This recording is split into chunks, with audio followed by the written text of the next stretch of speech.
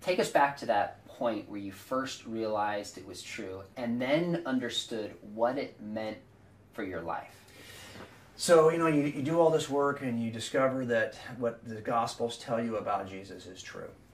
And I remember going home at the end of one workday and sitting with Susie and saying, I think if you had to ask me, do you believe what the Gospels say? I would have to say now, yes.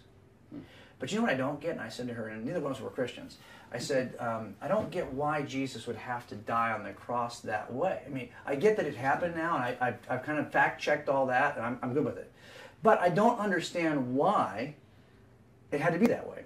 I said, do you get it? And she said, not really.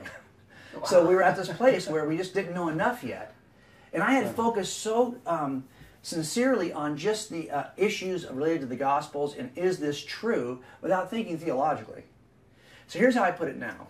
If you will investigate the Gospels fairly, as a detective might, you will end up with belief that they are true. But that doesn't give you belief in. If you will start to investigate the New Testament for what it says, not about Jesus, but what it says about you, you will take the step toward belief in. Because what I did is I said, okay, now I trust that this book is telling me the truth. And it has a lot to say about who I was and my need for a Savior. And as I read, I can tell you exactly where I was when I was reading through Paul's letters.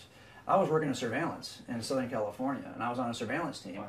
And I was on the perimeter, and I didn't have eyes on the bad guy. Somebody else did. We were just waiting for him to go mobile.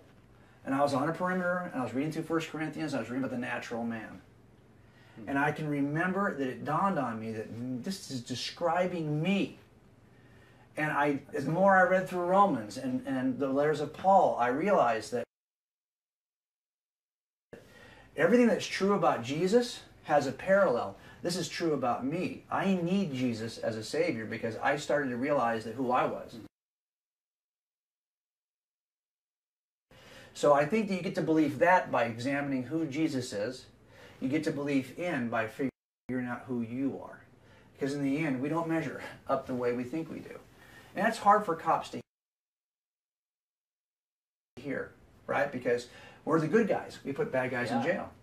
And it's hard for us to realize, no, actually, we're the same rebellious guy that guy is. We're all in that, but we all need a Savior.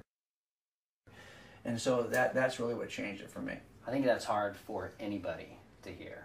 Yeah, it is. But typically for cops, right, because we're always called into a situation. Especially called to do right, and we're called in to say, hey, you do this, you do that, get over there, don't do that. We're trying to command a situation